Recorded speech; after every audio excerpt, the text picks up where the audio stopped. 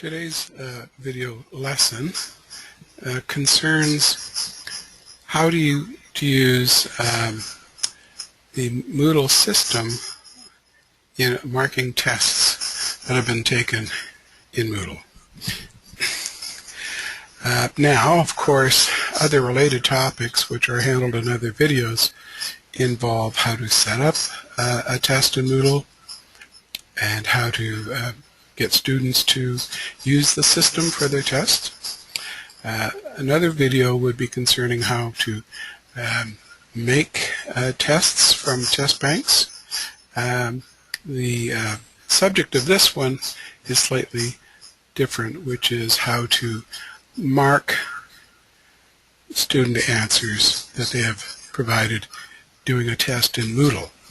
Now, I've opened up Moodle here to Introduction to the Legal System in the Law Clerk program because I did find a test that will be quite useful to demonstrate how you mark a test in Moodle.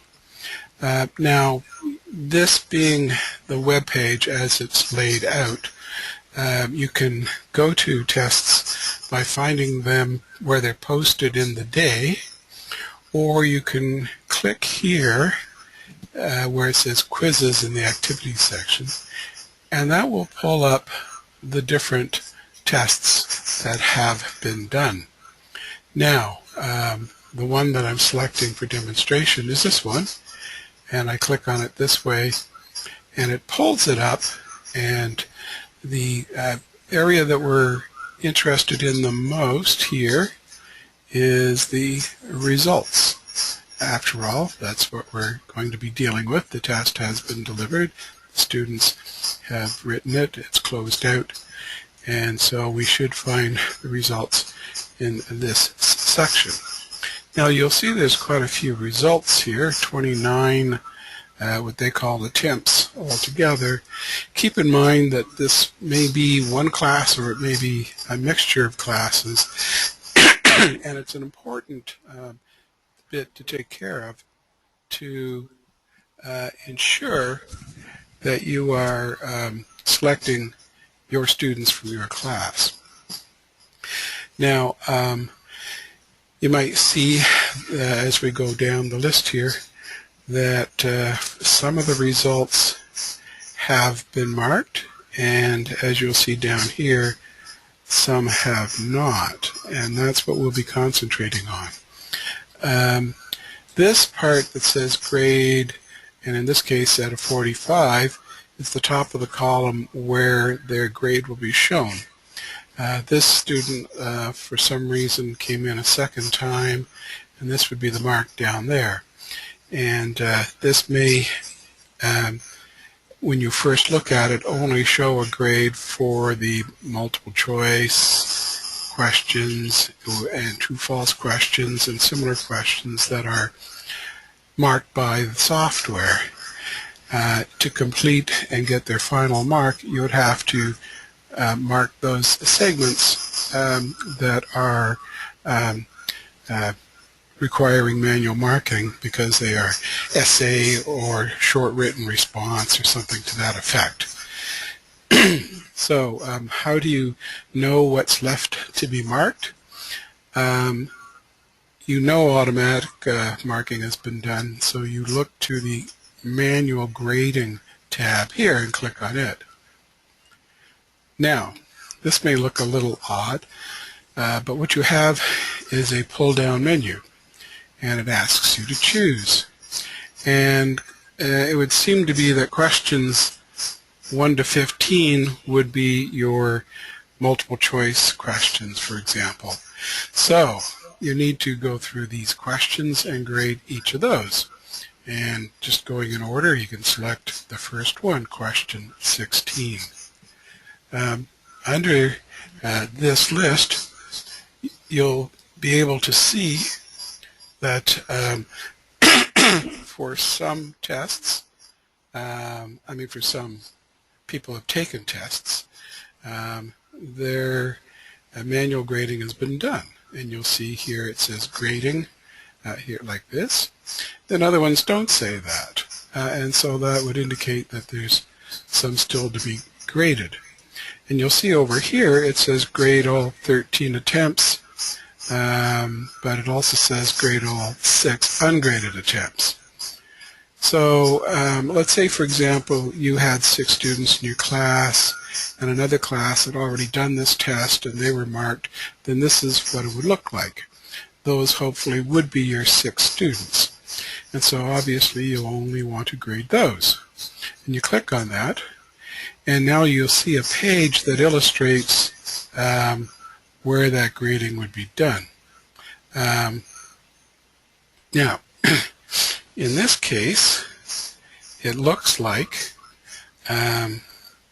students have not answered these questions. Let's try 17.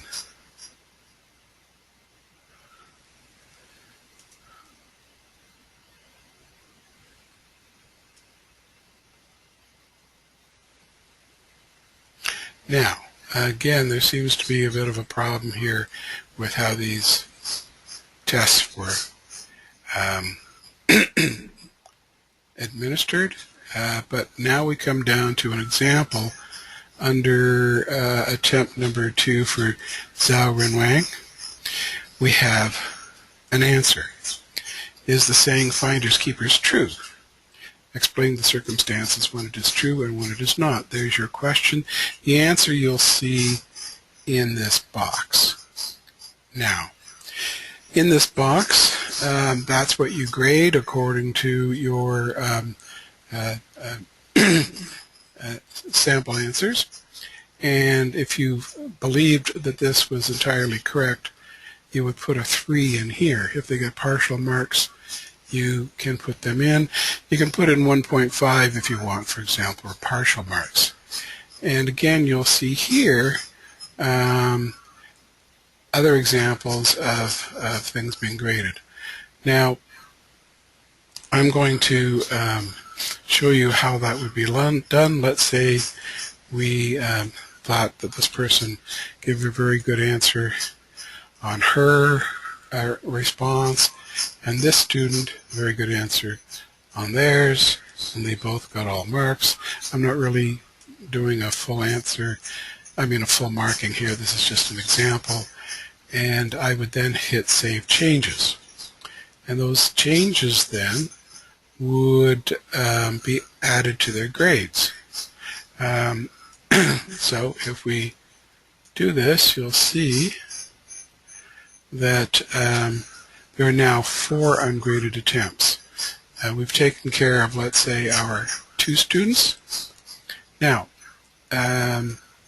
you go to question 18, and here you have 5 ungraded attempts, and you would view those, and you'll see again a similar situation where there's only a few 1, 2 that have been answered, and so again you would do that. So that's basically the way it works. You grade it this way, and you come back to let me do this. I will just hit the Save Changes. And once you've worked through all these questions for the students that you are marking, you should then be able to see a change in their results. So when you go back to Overview,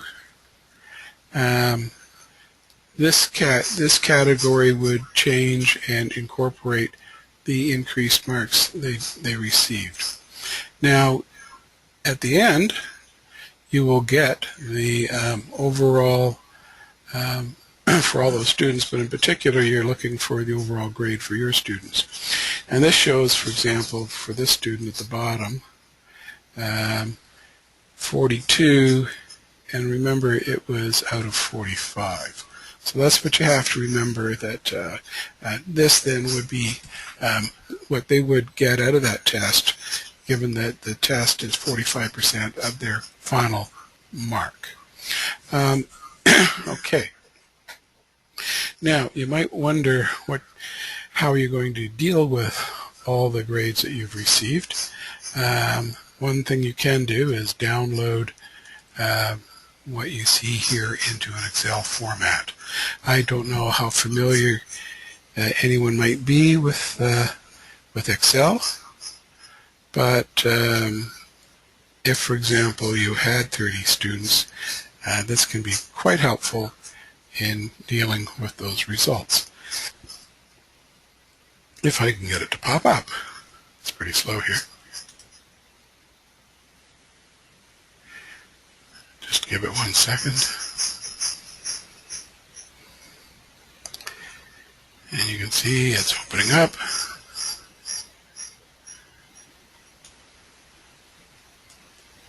If these were all of my students, I would have all their results right here. Now, keep in mind then that you have their names and their grades.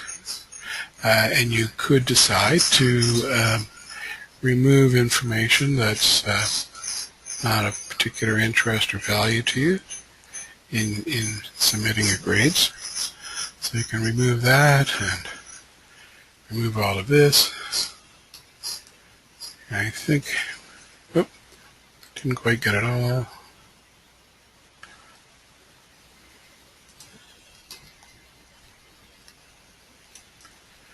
And now you're left with this sort of information. You'll take out what's not necessary, and ultimately you'll have the student name and that corresponding grade. And as they do the next test, you can take those grades and put them in there. And assuming you know how to use Excel, you can end up with a system that will accumulate all your grades together. And then you just save this to where you want it to be. Okay.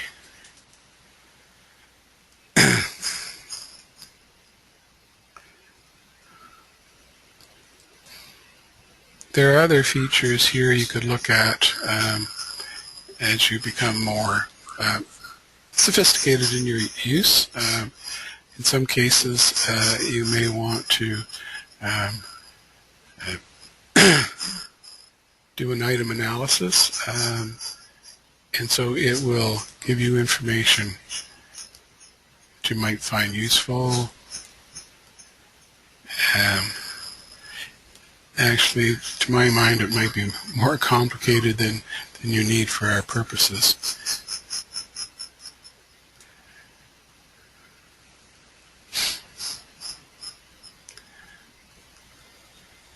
Now, that was for that one particular test. Obviously, this will list all your tests and the day that it was given. These section numbers refer to what we use our topic or day numbers. And once you've done all your marking, I should point out that the benefits of the system that I've just taken you through is that the system sets it up so you mark it question by question, which can be very valuable.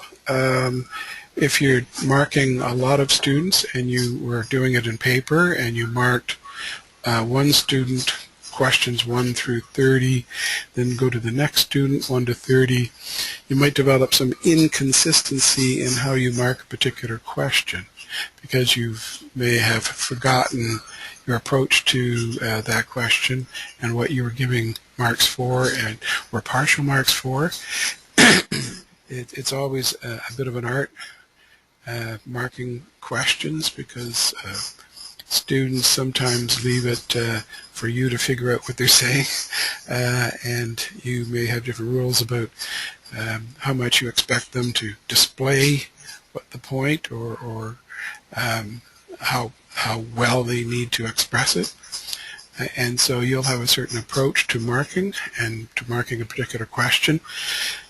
By doing it with this system, it pulls up all the students' answers in a way in which you see all their answers for question 1 together, and you can mark it with a little more careful consistency between them. Perhaps the only other thing that might be valuable is that you should attempt to not look at their names because prejudices can enter unknowingly, so that you really get whatever your system of grading them is, that it's consistent student by student. And then of course you go on to question 2 and do the same process all the way through. Now, to let me show you another way you can approach it, if we go back to that same test and we go to results, you'll see that you can actually mark a particular test all the way through. For example, this person, as you go through, some of these you're not marking, they're multiple choice, and then you get down to finding results that require manual marking, and see if and when we find that. Here we are. This is obviously the real estate section of a property chapter, and it's talking about easements. So here you can answer their question. It also shows what the required, or I shouldn't say required, but the recommended answer is. So you can actually mark this one against this, and you will make sure that everything for this student gets covered off, and you'll also know that when you get to the end of it, you have their entire test done. Now you'll see that if you give only a portion of the grade, like 2.5 out of 3, there'll be yellow saying that they are partially correct on that one. Green means go, I guess. It means you're completely correct. And I don't see an example here. Here we are. If you give them a 0, then they get red, as in stop. So that's something that you can review this test again and just get an idea very quickly of how this student did according to the color coding for the different questions. So that's another way to test it. To mark the test. And when you've done this, at the very end, you would, excuse me, I'm having problems with the pulling this down. You will have entered everything, and you then would go to this. Those results would be saved. You can go on and look at another student in the same manner. So this student, you can go through the same process.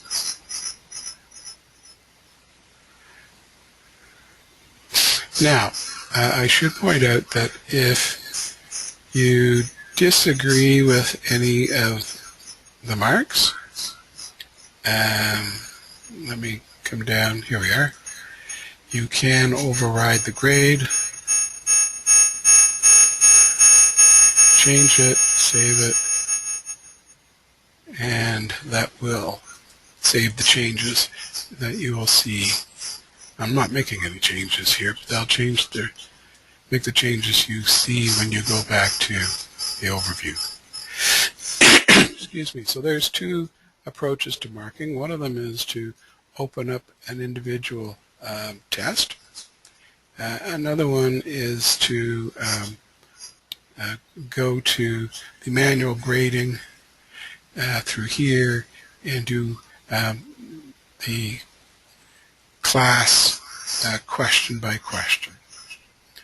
Now, that's it for this video, and I will be doing two other videos regarding tests. One of them is to take a test already ready and setting it up for delivery, and the other one will be a video on how one would create a test using the test bank. Thank you.